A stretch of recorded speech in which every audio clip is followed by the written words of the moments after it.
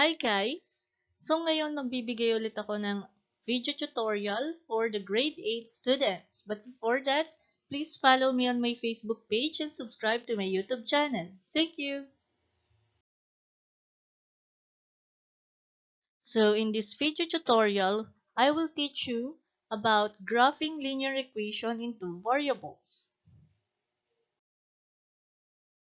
So first, letter A, using any 2 points on the line. So we have two given points, 1, 2, and -1, 4. So ang gagawin lamang natin ay ipa-plot ang dalawang points na yan sa ating given Cartesian plane or coordinate plane. So paano ba tayo magpa-plot ng points? Again, uulitin lang natin yung lesson natin last time. So first, unahin natin yung 1, 2. So 1 ng x-axis or x-intercept and +2 of the y-intercept. So, nag-fall siya sa quadrant 1 at dito natin ipa-plot yung point. And then, let us name this point as 1, 2. Next is -1 of x and +4 of y. So, dito natin ipa-plot ang point and then name this as -1, 4. So, iyan na yung plotting points using the 2 points. And now, let us draw the line or connect the dots for us to form the line.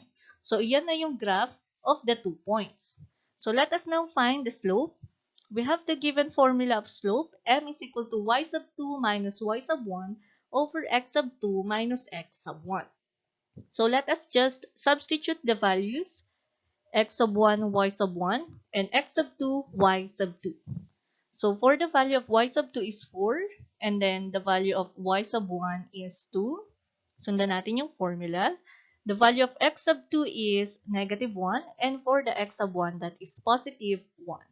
So, this will be the resulting equation for the slope, 4 minus 2 over -1 minus 1. So, m is equal to 2 over -2 because 4 minus 2 is 2, and -1 minus 1 is -2. That is the value of slope, pero pwede natin silang i-divide since pareho silang divisible by 2. So, the final answer for the value of slope is -1. Or, tingnan natin kung tama ba yung value natin ng slope. Simulan natin dito sa -1, 4 or dito sa 1, 2. So, kung mapapansin nyo, ang run natin ay -1, pakaliwa ng dalawang beses, 1, 2, ibig sabihin, -1 or -2 yung ating run, going to the left. And then, meron tayong rise na +2 dahil nag-rise o tumaas yung line. Simula dito, pataas ng dalawang beses, so meron tayong rise na +2.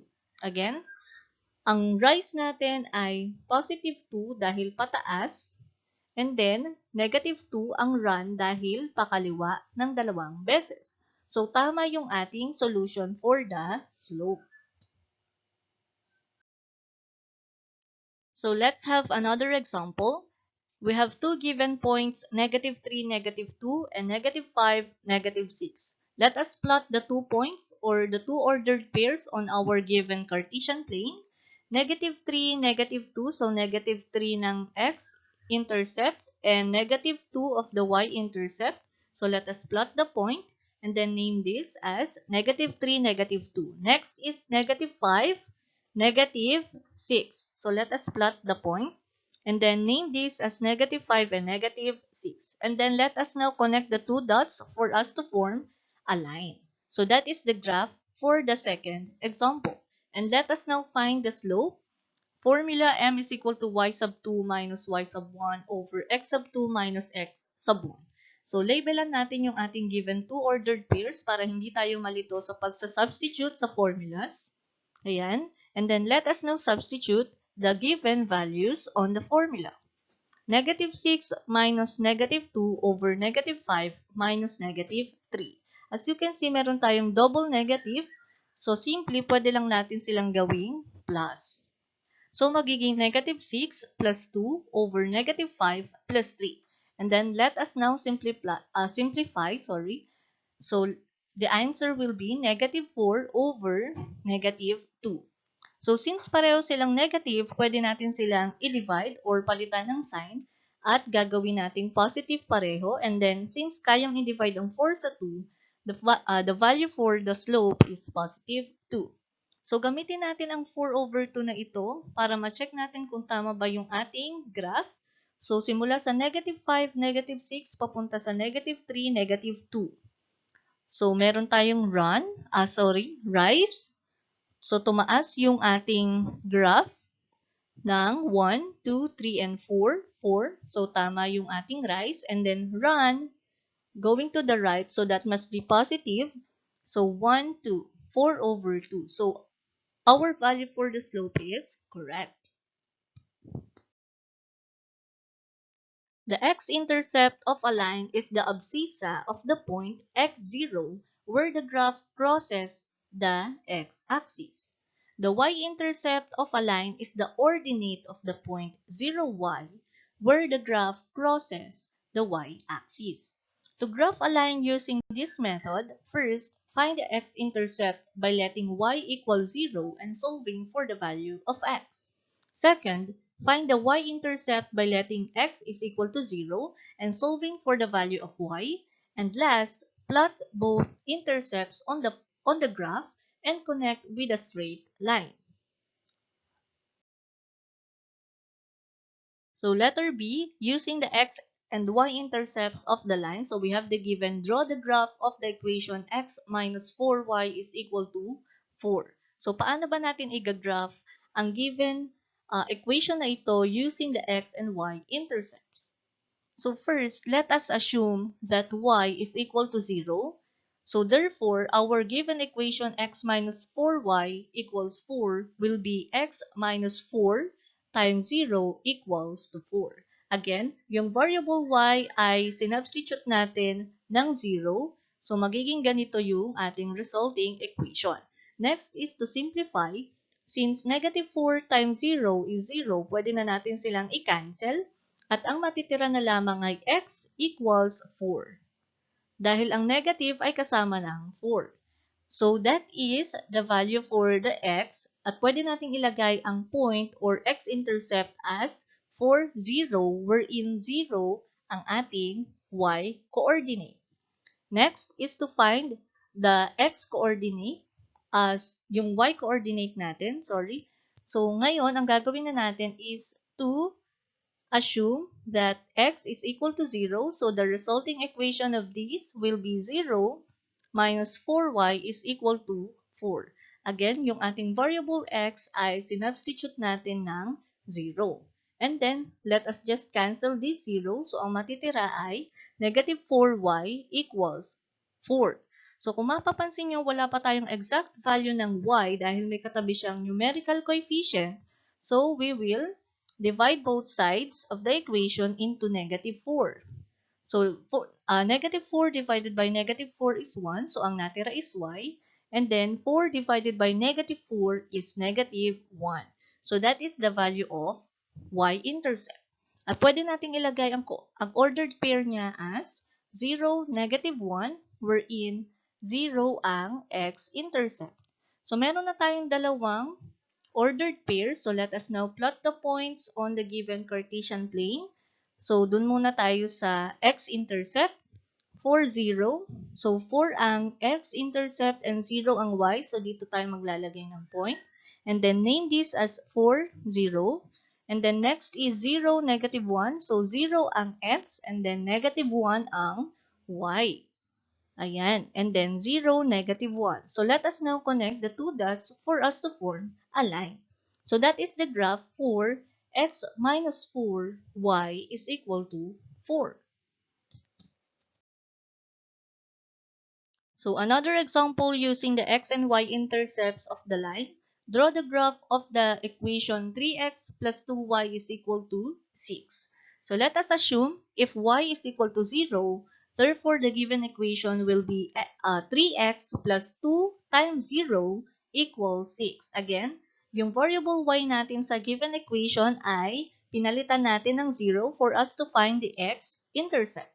So, since positive 2 times 0 is already 0, so let us just cancel that. So, ang matitira na lamang ay 3x equals 6.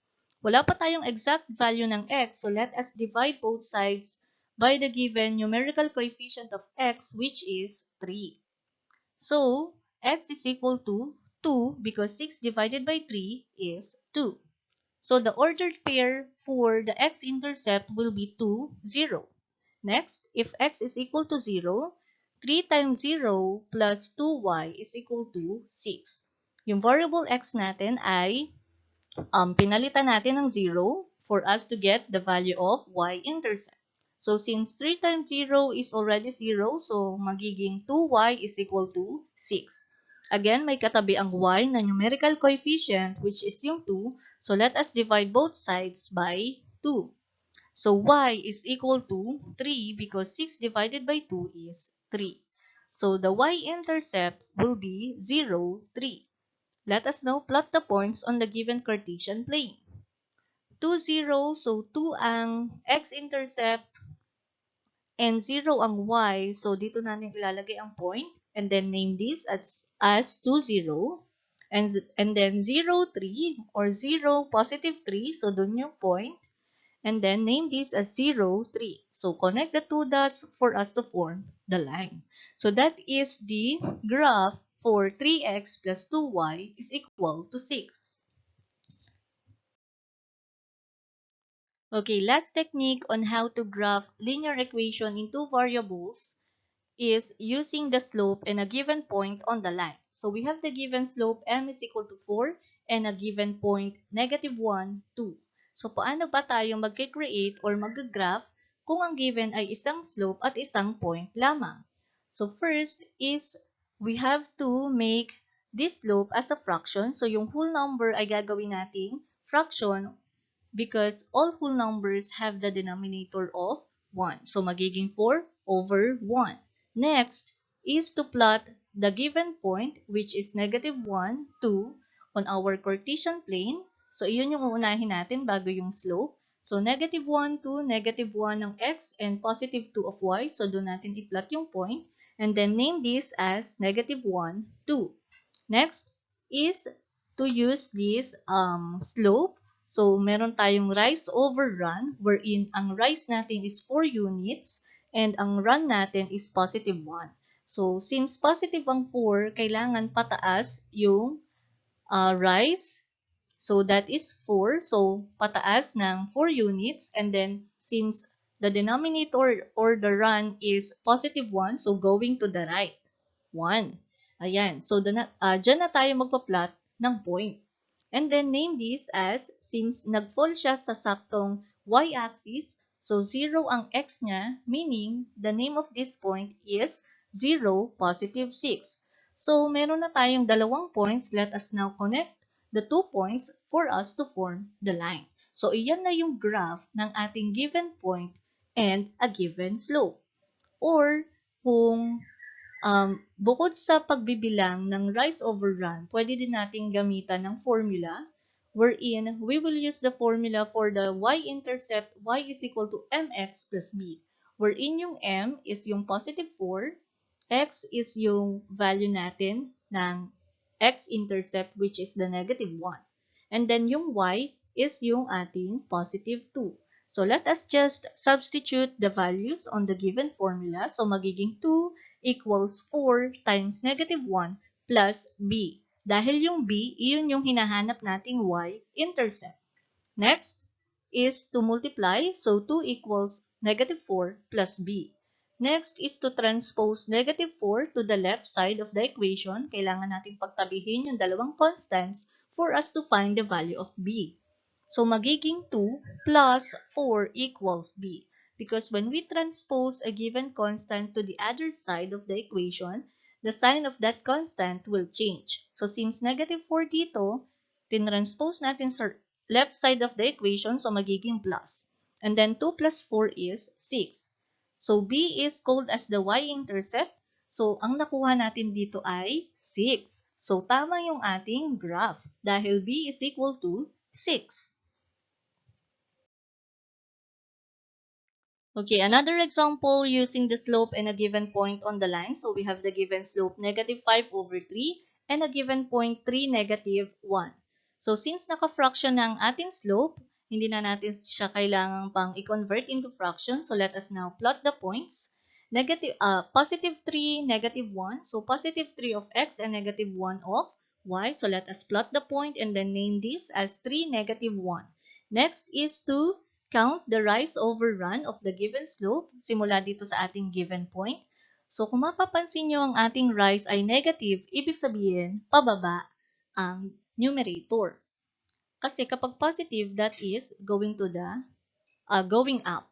So, let us count the units, negative 5. So, 5 beses pababa. So, tumapat siya sa negative 6. And then, since the denominator or the run is positive 3, so that is going to the right. And then, so since tumapat siya o yung na-stop yung slope natin sa 6, negative 6, dito tayo magpa-plot ng point and then name this as 6, negative 6. And then connect the dots. So, meron na tayong graph. Or, pwede ulit natin gamitin ang y is equal to mx plus b, wherein y is negative 1, m is negative 5 over 3, x is positive 3, and we have to find the value of b or the y-intercept. So, let us just substitute the values. So, naging negative 1 equals negative 5 over 3 times 3 plus b. So, i-multiply lang natin ang fraction na negative 5 over 3 sa whole number na 3 or yung 3 over 1. So, magiging negative 1 equals negative 15 over 3 plus b. As you can see, kayang i-divide ang negative 15 sa positive 3. So, the resulting equation will be negative 1 equals negative 5 plus b. Next is to transpose negative 5 to the left side of the equation. So, it will now become negative 1 plus 5 equals b. So, the value of b is positive 4. Pero, ang nakuha nating value or pangalawang point using the slope is 6, negative 6.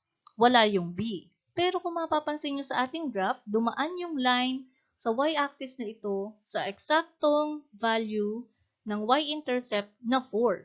Therefore, tama pa rin yung ating graph dahil ang nakuha nating value for the y-intercept is positive 4. So let us now summarize. The graph of linear equation can be drawn in the coordinate plane first using any 2 points on the line. So kapag meron tayong 2 points or 2 ordered pairs, you will just have to plot the points and then connect the dots para magkaroon tayo ng line at iyon na yung graph ng ating linear equation. Second, using x and y intercepts. So, paano ba tayo mag-graph or magpa-plot ng points using the two intercepts? First, is to find the x-intercept by letting y is equal to 0 and solving for the value of x. Second, finding the y-intercept by letting x equal 0 and solving for y. And last, plot both intercepts on the graph and connect with a straight line. And then last, using the slope and a given point. And remember, when you are using the slope, the formula must be rise over run. Again, kapag magpa-plot tayo ng points using the slope and a given point, uunahin natin yung given point and then magka-count tayo ng units, rise over run. Kapag ang rise ay positive, going up. Kapag negative, going down. If the run is negative, that is going to the left. But if that is positive, the run is going to the right.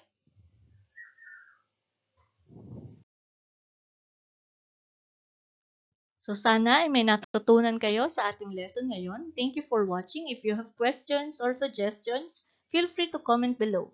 Enjoy learning mathematics. God bless us all.